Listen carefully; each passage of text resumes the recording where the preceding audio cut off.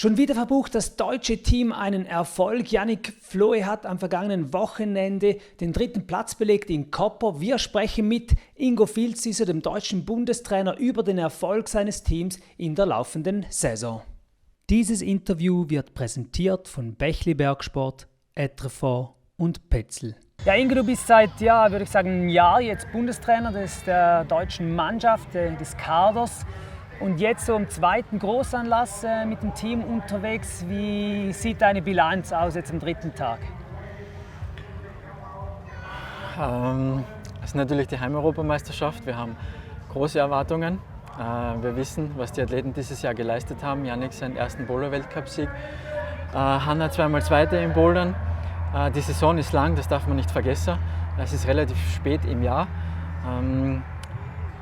Und der Druck ist nicht so gering. Die Venue ist riesengroß. Es sind fast 5000 Zuschauer schon um 10 Uhr am Vormittag in der Quali da. Die Athleten spüren das. Alle Eltern sind vor Ort. Der Druck ist groß. Und das merkt man bei den Athleten. Also hast du das Gefühl gehabt, der Mental Battle ist größer hier als an einem Weltcup sonst? Ja, auf jeden Fall. Jetzt von den Resultaten her, ist das in deinen Erwartungen oder warst du überrascht von gewissen Resultaten, positiv ja und negativ? Beim Bouldern haben wir uns etwas mehr erwartet bei den Jungs, weil wir wissen, was sie können. Also die 2, 3 können ins Finale klettern. Leider war der Routenbau etwas unglücklich, muss man ehrlicherweise sagen. Hat uns nicht in die Karten gespielt und jetzt haben wir mit Kri einen Top-8-Platz. Das beste Ergebnis für ihn international, das freut mich sehr für ihn. Und trotzdem etwas schade, dass Alex und Yannick nicht im Finale sind. Wenn wir jetzt mal zurückblicken, so ein Großanlass, du sagst mentaler Druck, dann aber auch körperlich, von der Leistung her, das ist besonders herausforderndes. Wie hast du dein Team jetzt auf diesen Anlass vorbereitet, trainingstechnisch und so weiter? Die Europameisterschaft ist von Haus aus der Saisonhöhepunkt für uns. Wir haben die Periodisierung auf diesen Höhepunkt ausgelegt. Und das ist wie jedes Jahr, ob das jetzt Olympia ist oder die Europameisterschaft, du machst die Periodisierung und schaust, dass die Athleten dort ihren Höhepunkt haben. Jetzt, ich stelle mir vor, da habt ihr regelmäßig Teamtrainings, Simulationen. Gab es das auch kurz vor dem Wettkampf? Ja, wir hatten Ende Juli in München noch eine Simulation und ein 2-tägiges Polo-Trainingslager und Anfang August in Innsbruck noch ein 2-tägiges Lead-Trainingslager. Es war sehr wenig Zeit vom letzten Weltcup bis zur Europameisterschaft, aber wir haben die Zeit genutzt und das Beste herausgeholt. Jetzt der Alex hat mir erzählt, ich habe es auch mitbekommen, die letzten Tage war er in Sees, tanzt da ein bisschen aus der Reihe und nimmt nicht so an den Trainings teil. Ja und nein, das machen wir uns immer mit Alex aus, wie er das gerade braucht. Er ist ein sehr erfahrener Athlet, er weiß, was er machen muss, damit er zum gewissen Zeitpunkt fit ist. Und für manche Athleten ist es für die Motivation extrem wichtig, ein paar Tage im Fels zu verbringen, dass sie dann beim Wettkampf umso motivierter sind. Und wir wären natürlich dumm, ihm etwas zu verbieten, was ihn viel mehr motiviert. Ist für dich also kein Problem, wenn ein Athlet dann an den Trainings nicht erscheint? Wenn wir uns das im Vorhinein ausmachen und das ist auf die Meisterschaft oder den Weltcup oder die Weltmeisterschaft abgestimmt, dann ist das in Ordnung, ja. Also du lässt den Athleten auch gewisse Freiheiten, in dem Fall in den Trainings zu erscheinen oder nicht, in Ausnahmefällen, eben wenn es ihnen besser taugt. Am Wettkampf selber stelle ich mir vor, bist du dann sehr nah bei den Athleten. Wie sieht so ein Wettkampftag aus? Was ist deine Funktion als Trainer? Freiheiten sind relativ, also es ist natürlich mit ihnen abgestimmt, was sie machen. Alex macht dann nicht etwas, was nicht zur Europameisterschaft passt, nur um das klarzustellen. Wie so ein Ablauf ausschaut, am Tag davor machen wir uns aus, welcher Trainer geht mit welchen Athleten in die ISO-Zone, damit die Athleten möglichst gut eingestellt sind auf den Wettkampf. Wir fragen sie, was sie am Abend davor brauchen. Brauchen sie Physiotherapie? Wann wollen sie Frühstück essen gehen? Wie viel Zeit brauchen sie in der ISO-Zone? Das ist mit jedem Athleten ganz individuell. Der eine bereitet sich 1,5 Stunden vor, der andere 2 Stunden. Das muss für den Athleten passen. Wir begleiten ja den Alex ein bisschen an der EM. Was ist denn sein Programm so? Er hat ein sehr großes Programm. Das Ziel ist natürlich das Kombifinale nächste Woche, Mittwoch, Donnerstag. Das heißt, Alex startet im Lead und im Bouldern, bestreitet die Quali, das Semifinale und hoffentlich viele Finale. Also hat ein sehr umfangreiches Programm. Er muss morgen wieder fit sein für sein Lead-Halbfinale, damit er dann morgen Abend im Lead-Finale klettern kann. Und wie sieht sein Programm jetzt morgens aus? Also steht er auf oder schläft er aus bis kurz vor dem Wettkampf? Was ist das für ein Typ? das macht er von seiner körperlichen Verfassung ab. Also er spürt das, wie lange er schlafen muss, wie lange er nicht schlafen muss, dann geht er frühstücken, er hat dort seinen Ablauf, sein Ritual, das er durchzieht. Dann gehen wir zum Wettkampf, er macht seine Mobilität, er wärmt langsam seine Finger auf, dann Schritt für Schritt einbouldern, mehr bouldern, koordinative Boulder, so wie immer eigentlich.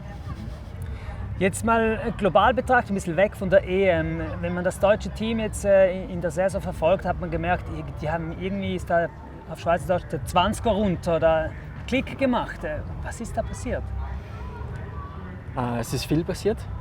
Sie haben im Winter sehr fleißig trainiert. Sie haben aus dem Wintertraining viel Kraft mitgenommen. Sie haben sich fast alle richtig gut körperlich und physisch steigern können.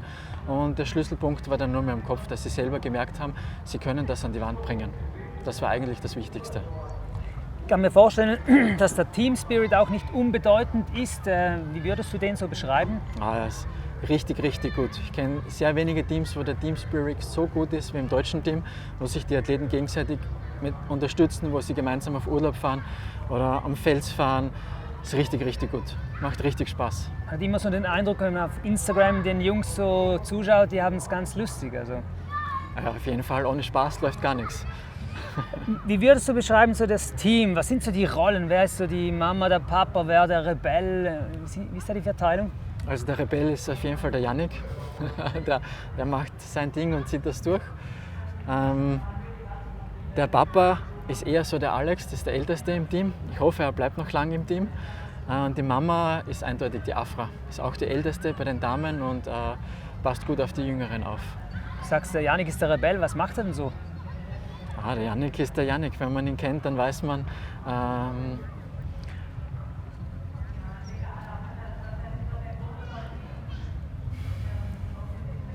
er trinkt gern ein Glas Wein am Abend bevor dem Wettkampf. Das hilft ihm zum Entspannen. Andere Athleten sind absolut nur Orangensaft oder nur Wasser. Oder Karottensaft. Oder Karottensaft.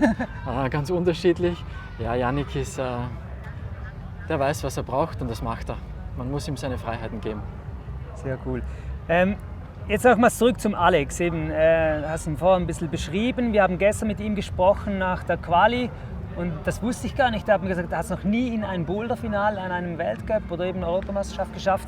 Und wir haben dann gehofft, dass es heute passiert, wieder nicht. Warum kriegt er das nie auf die Reihe? Man darf nicht unterschätzen, im Bouldern ist das Niveau extrem dicht. Die ersten 20 im Weltcup können alle einen Weltcup gewinnen.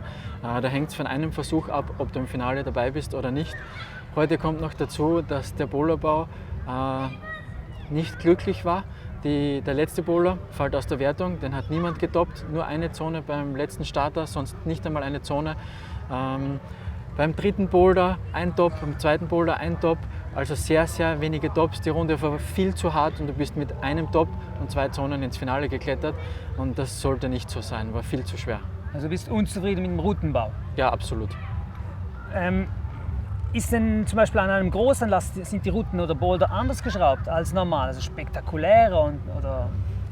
Die Routenbauer sehen sich immer als Künstler und wollen immer etwas machen, was vorher noch nie an der Wand war. Aber mittlerweile ist es schwierig, eine neue Bewegung zu kreieren. Es geht eher darum, Bewegungskombinationen zu machen, die es noch nicht gegeben hat oder die bisher schwer miteinander vereinbar waren. Und immer etwas Neues zu bringen, bringt dich in eine Situation, wo du oft etwas baust, was nicht möglich ist oder was zu schwer ist. Und wenn sich Routensetzer sich selbst zu viel verwirklichen wollen, dann passiert so etwas wie heute, dass es zu schwer ist. Also wir haben irgendwie ein Problem mit Routenbau beim Klettern. Es gibt immer wieder Kritik, auch seitens Athleten. Also Janja Garnbrett hat nach Chamonix gesagt, das ist disrespectful, wie geschraubt wurde. Was sagst du dazu? Ja, hat sie absolut recht. In Chamonix war es einfach zu leicht. Wenn dort über 20 Tops sind in einer Runde, die Athleten trainieren den ganzen Winter, dass der Beste gewinnen kann und dann klettern alle 20 Top, weil die Route zu leicht ist, dann kannst du niemanden auseinander dividieren und das ist den Athleten gegenüber sehr schwierig. Natürlich geben die Routenbauer ihr Bestes. Das ist ein sehr schwieriger Job, also das ist keine leichte Aufgabe, aber trotzdem verstehe ich die Athleten, wenn sie sagen, dass das nicht gut gelaufen ist. Was wäre denn eine Lösung?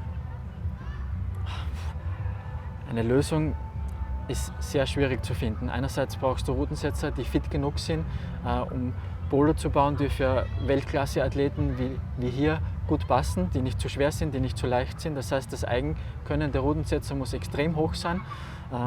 Und der Grad, dass du die Boulder so baust, dass genau einer 4 Boulder toppt, der nächste nur 3 Boulder und dann hast du nur mehr zwei Tops bei den Bouldern, ist sehr, sehr, sehr schmal und sehr schwierig zu erwischen.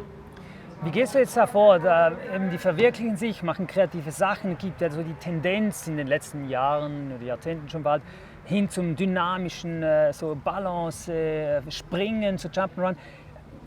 Was bedeutet das für dein Training? Ja, natürlich müssen wir im Training auf das eingehen. Wir machen ganz viel koordinatives Training, Griffe anspringen, mit einer Hand abfangen, ganz hochintensive Belastungen. Musst du aber aufpassen, dass du es nicht zu oft machst oder nicht zu intensiv erwischt, dass du keine Verletzungen provozierst in dem Fall. Die ganze Koordination ist ja deswegen gekommen, weil die Routensetzer die Züge nicht mehr geschafft haben oder die Boulder selber nicht mehr klettern konnten. Dann haben sie die Koordination entdeckt, was wieder leichter zu testen war. Jetzt sind wir so weit, dass die koordinativen Elemente wieder von den Kraftfähigkeiten so anspruchsvoll sind, dass es sich wieder schwer tun, die Routenbauer das zu testen. Also es ist immer, sie probieren etwas aus, damit sie das gut testen können. Das ist nicht so einfach. Heißt das aber, du hast Verletzungsrisiko auch angesprochen. Bist du jetzt fast mehr beschäftigt mit Auskurieren von Verletzungen als effektiv trainieren? Teilweise ja. Ehrlich gesagt hatten wir heuer im Team so viele Verletzungen wie noch nie. Also es ist mir noch nie passiert, dass so viele Verletzte waren. Und ein Grund ist sicher, dass sie einarmig ganz viele Griffe anspringen müssen und abfangen müssen und dann oft in die Schulter fallen. Haben sie Ellbogenverletzungen, Schulterverletzungen. Wir müssen extrem viel mehr Ausgleichstraining machen wie vorher, damit die ganze Kette zusammenspielt. Nur wenn du 25 Stunden an der Wand verbringst, kannst du nicht 25 Stunden Ausgleichstraining machen, das geht nicht. Das heißt, wenn du jetzt 2 Stunden Ausgleichstraining machst, ist das nur ein Tropfen auf den heißen Stein, wenn du 25 Stunden an der Wand verbringst. Das ist ein Problem und es wird in Zukunft auch ein Problem sein. Klingt nicht so nach guten Aussichten, aber hoffen wir mal, dass da vielleicht auch ein bisschen Änderung wieder in den Sport kommt. Absolut, also der Routenbau muss sich weiterentwickeln. Sie müssen sehen, dass sie nicht Züge machen können, wo du auf Schulter drinnen bist. Das ist das Schlimmste, was du machen kannst. Viele Stützpositionen, wo du in den gestreckten Ellbogen springst. Da muss sich der Routenbau weiterentwickeln und sich ändern. Das ist so. Müssen da auch mehr Regeln her? Es gibt ja gewisse Regeln und Bewegungen, die Routenbau nicht machen können, habe ich mal was gelesen. Ja. Müsste das noch verstärkt werden, ein bisschen deutlicher ausformuliert werden? Wir sind nach wie vor eine sehr junge Sportart, die sich extrem schnell entwickelt hat. Und es braucht sicher auf der einen Seite ein genaueres Reglement, auf der anderen Seite darf man die Routenbauer nicht zu sehr beschneiden in ihrer Freiheit. Es muss ein guter Mittelweg gefunden werden. Ja.